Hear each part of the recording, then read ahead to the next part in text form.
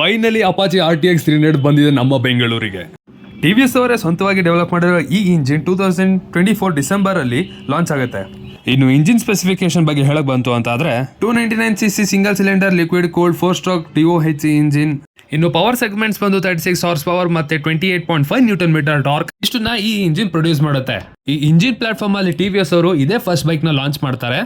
Adventure class motor cycle ಆಗಿರೋದ್ರಿಂದ ಇದರ seat height ಬಂದು 835mm ಆಗಿರುತ್ತೆ. ಟಾಲ್ ರೈಡರ್ಸ್ ಗಂತೂ ಇದು ತೊಂದರೆನೇ ಕೊಡಲ್ಲ. ಇನ್ನು ಶಾರ್ಟ್ ರೈಡರ್ಸ್ ಅಂತ ಅಂದ್ರೆ 5.8 ಆಗಿರೋರೆಲ್ಲ ಆರಾಮ್ಸೆ ಓಡಿಸಬಹುದು. ಮೈಲೇಜ್ ಬಗ್ಗೆ ಮಾತಾಡೋದಾದ್ರೆ ಇದು ರೈಡರ್ ಟು ರೈಡರ್ ವೇರಿ ಆಗುತ್ತೆ. ನೀವು ಯಾವ ತರ ರೈಡಿಂಗ್ ಸ್ಟೈಲ್ ಇರುತ್ತೋ ಅದ್ರ ಮೇಲೆ ಮೈಲೇಜ್ ಕೊಡುತ್ತೆ ಬೈಕ್. 12.5 ಲೀಟರ್ಸ್ ಇರೋ ಈ tank on N average 30 to 33 ಕೊಡುತ್ತೆ ಅಂತ ಅಂದ್ರೆ 400 ಕಿಲೋಮೀಟರ್ಸ್ ವರೆಗೂ ಆರಾಮ್ಸೆ ಓಡಿಸಬಹುದು. ಆದ್ರೆ ನೆನಪಿರ್ಲಿ, ರಿಸರ್ವರ್ ಅಲ್ಲಿರೋ ಫ್ಯೂಲ್ ನ ಯಾವುದೇ ಕಾರಣಕ್ಕೂ ಯೂಸ್ ಮಾಡಬೇಡಿ. ಅದು ಇದರಲ್ಲಿರೋ ಫ್ಯೂಲ್ ಇಂಜೆಕ್ಟರ್ ಮೋಟರ್ ನ ಡ್ಯಾಮೇಜ್ ಮಾಡುತ್ತೆ. ನೀವು ಟ್ರಾನ್ಸ್ಮಿಷನ್ ಬಗ್ಗೆ ಮಾತಾಡೋದಾದ್ರೆ 6 speed gear box, assistant slipper clutch ಮತ್ತೆ ಬೈ ಡೈರೆಕ್ಷನಲ್ ಕ್ವಿಕ್ ಶಿಫ್ಟರ್ ಕೂಡ ಸಿಗುತ್ತೆ ಇದರಲ್ಲಿ. ಅದರಿಂದ ಈ ಮೋಟರ್ ಸೈಕಲ್ ನೀವು ಹೈವೇ ಓಡಿಸಿದೀರಾ ಅಂದ್ರೆ ಅಪ್ ಶಿಫ್ಟ್ ಮತ್ತೆ ಡೌನ್ ಶಿಫ್ಟ್ ನ ಆರಾಮಾಗಿ ಮಾಡಬಹುದು.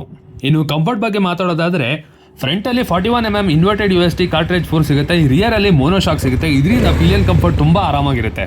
ಬೇರೆ ಕಂಪ್ನಿಗಳ ತರ ಫುಲ್ ದುಡ್ಡು ಕೊಟ್ಟು ಅರ್ಧ ಸೀಟ್ ಕೂಡ ಮಾತೇ ಇಲ್ಲ ಇದರಲ್ಲಿ. ಎಲೆಕ್ಟ್ರಾನಿಕ್ ಫೀಚರ್ಸ್ ಅಂತೂ ಈ ಗಾಡಿಯಲ್ಲಂತೂ ತುಂಬ ಕೊಟ್ಟಿದ್ದಾನೆ. ಮೊದಲನೇದಾಗಿ 5-inch colour TFT display with Bluetooth connectivity, map mirroring, GoPro control, traction control, cruise control, ಹಾಗೆ ಟೈರ್ ಪ್ರೆಷರ್ ಕೂಡ ಮಾನಿಟರ್ ಮಾಡಬಹುದು. ಇದರಲ್ಲಿ 4 ರೈಡಿಂಗ್ ಮೋಡ್ ಇರೋದ್ರಿಂದ ಇದರಲ್ಲಿ ಸ್ವಿಚಬಲ್ ABS ಆಪ್ಷನ್ ಕೂಡ ಇರುತ್ತೆ. ಈ ಬೈಕ್ ನ ಟ್ರಾಫಿಕ್ ಅಲ್ಲೂ ಓಡಿಸೋದಕ್ಕೂ ಯಾವುದೇ ಪ್ರಾಬ್ಲಮ್ ಆಗಲ್ಲ. ಏನಕ್ಕೆ ಅಂದ್ರೆ ಸೈಲೆನ್ಸರ್ ಪಕ್ಕನೆ ಇನ್ನೊಂದು ಬೆಂಡ್ ಪೈಪ್ ಕಾಣ್ತಿದೆ. ಅದು ರೇಡಿಯೇಟರ್ ಅಲ್ಲಿ ಬರೋ ಹೀಟ್ ನ ಇಂಜಿನ್ ಕೆಳಗಡೆವರೆಗೂ ತಗೊಂಡು ಹೋಗಿ ಥ್ರೋ ಮಾಡುತ್ತೆ. ಬೈಕ್ ಹೀಟ್ ಆಗಿ ಫ್ಯಾನ್ ರೇಡಿಯೇಟರ್ ಆನ್ ಆದ್ಮೇಲೆ ಕಾಲ್ಗೆ ಬಿಸಿ ಶಾಖ ಹೊಡೆಯುತ್ತೆ. ಯಾವ ತಲೆನೋವು ಇರಲ್ಲ ಇದರಲ್ಲಿ. ಬೈಕ್ ತೊಳಕ್ಕಿಂತ ಒಂದ್ ವಿಷಯ ನೆನ್ಪಿಟ್ಕೊಳ್ಳಿ, ಈ ಬೈಕ್ ನ ಇನಿಷಿಯಲ್ ಇನ್ವೆಸ್ಟ್ಮೆಂಟ್ ಕಡಿಮೆ ಇರಬಹುದು, ಆದ್ರೆ over a period of time ಈ ಬೈಕ್ ನ ಮೇಂಟೆನೆನ್ಸ್ ಜಾಸ್ತಿ ಆಗ್ತಾ ಹೋಗುತ್ತೆ. ಇನ್ನು ಇಡೀ ಬೆಂಗಳೂರಲ್ಲಿ ಈ ಬೈಕ್ ಎರಡೇ ಇರೋದ್ರಿಂದ ಶೋರೂಮ್ ನಲ್ಲಿ ಟೆಸ್ಟ್ ಡ್ರೈವ್ ಸಿಗೋದು ಕೂಡ ತುಂಬಾ ಕಷ್ಟ ಆಗ್ತಿದೆ. ಸ್ವಲ್ಪ ದಿನಗಳು ವೇಟ್ ಮಾಡಿ ಆಮೇಲೆ ನಿಮ್ಮ ನಿಯರೆಸ್ಟ್ ಶೋರೂಮ್ ನ ವಿಸಿಟ್ ಮಾಡಿ.